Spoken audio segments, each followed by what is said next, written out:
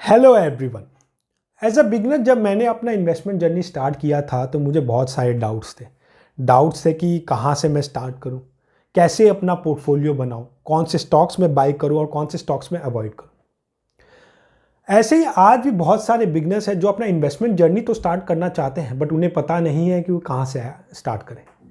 सो ये video specifically वो investors के लिए है जो अपना इन्वेस्टमेंट जर्नी स्टार्ट करना चाहते हैं बट उन्हें कोई आइडिया नहीं है कि वो कैसे स्टार्ट करें।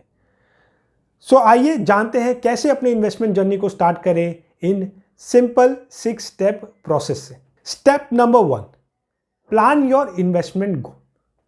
सबसे पहले आपको पता होना चाहिए कि आपकी इन्वेस्टमेंट गोल क्या है।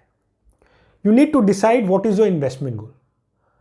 ठीक है, every investor should have an investment goal. इससे ईजी हो जाता है कि अपने को कि कैसे स्टार्ट करनी है and depending upon your investment goal आपको पता चल जाता है कि आपको कितने समय तक इन्वेस्ट करना है।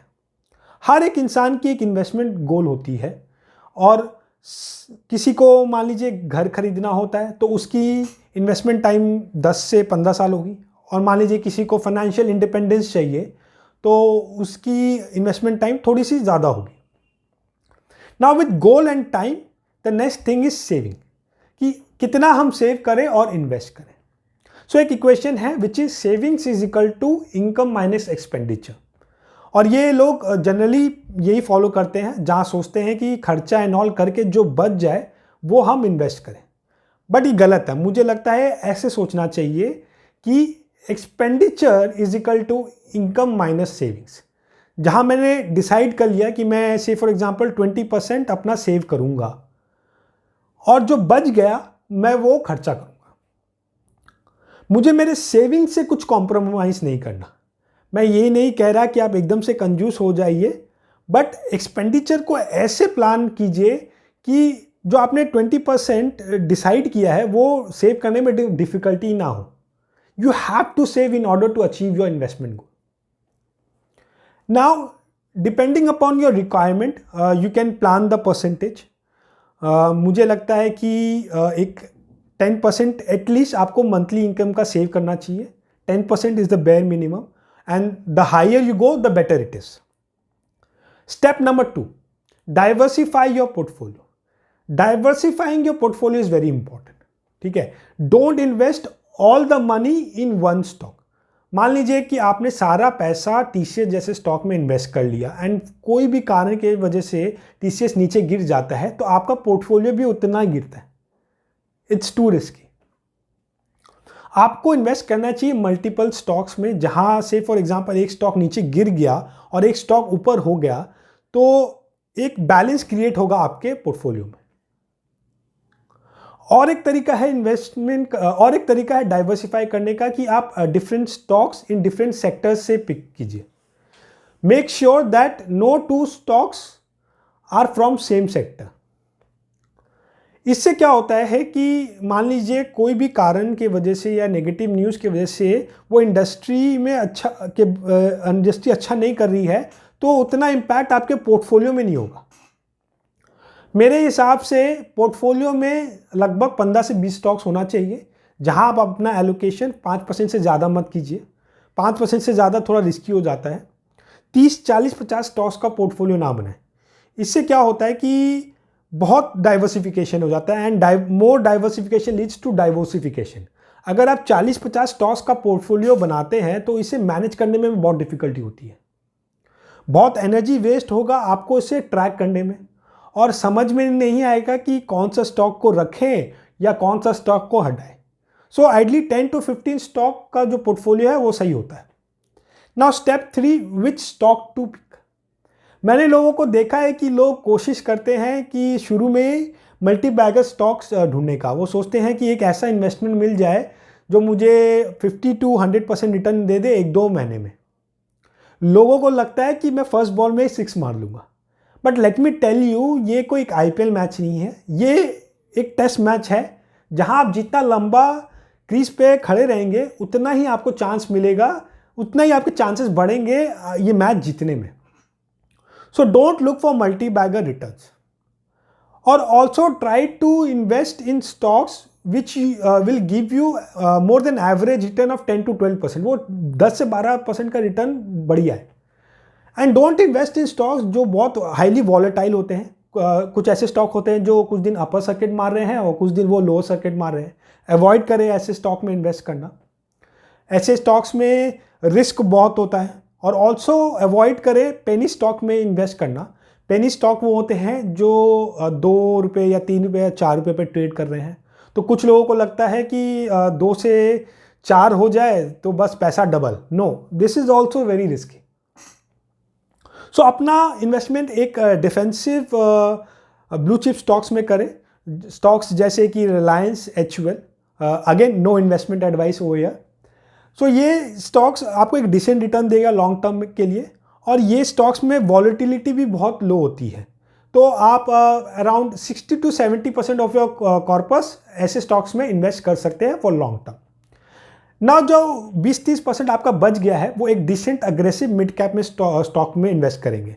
मैं इसीलिए बोल रहा हूँ कि ये स्टॉक थोड़ा आपको अबव एवरेज रिटर्न देने में मदद करेगा आपके पोर्टफोलियो में। बट ये सब स्टॉक में आपको रिसर्च थॉरली करना चाहिए। आपको फाइनेंशियल्स रीड करने आनी चाहिए। आपको बेसिक फाइनेंस रेशियोज़ का नॉलेज होना चाहिए, जहाँ आपको पता होना चाहिए कौन से रेशियो मैं देखूँ और उसी हिसाब से मैं स्टॉक को पिक करूँ। देन आपको इंडस्ट्री के बारे में पता होना चाहिए।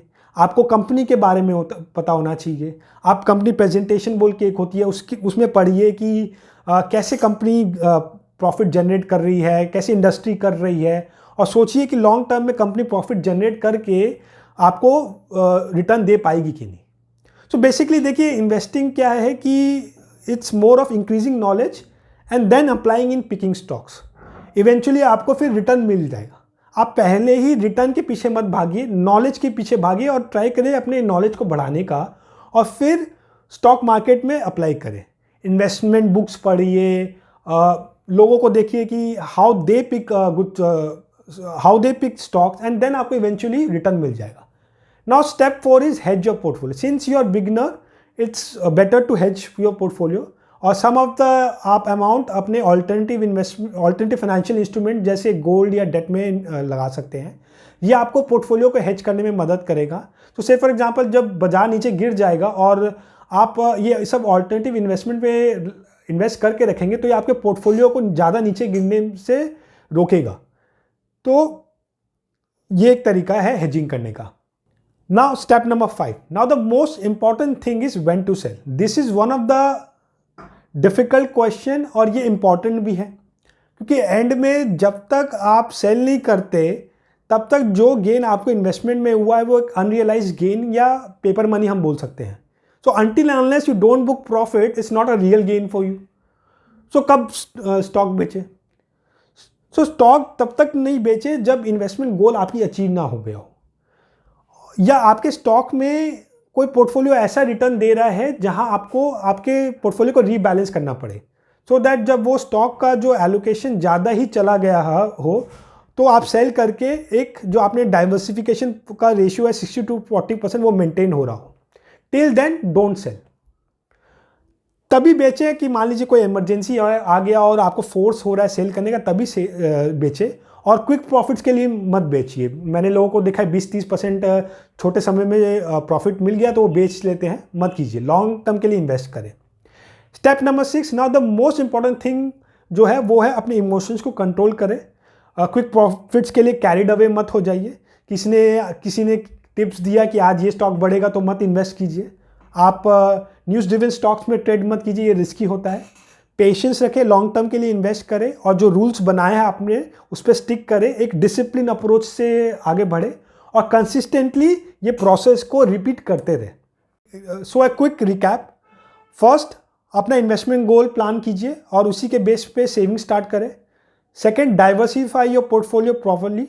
Don't put all eggs in one basket. Portfolio जो 15 से 20 स्टॉक्स का है वो सही होता है। Invest in blue chip defensive stocks, जहां आप 60 to 70% ऑफ योर कॉर्पस उसमें रख सकते हैं, और 30-40% आप अग्रेसिव मिड कैप स्टॉक्स में कर सकते हैं। Fourth, hedge your portfolio by investing in alternative financial instrument जैसे डेट या गोल्ड। फिफ्थ, सेल जब जरूरत हो, Don't sell it because your portfolio have started giving good returns in short time. 6, control your emotions and have patience and go for a disciplined approach in order to achieve your goal. I hope as a beginner ये आपको एक guidance देगा कि आप कैसे plan करें और अपनी इन्वेस्टमेंट जर्नी को स्टार्ट करें. Do let me know your thoughts, suggestion और questions if any in the comment box. Till then, thank you and happy investing.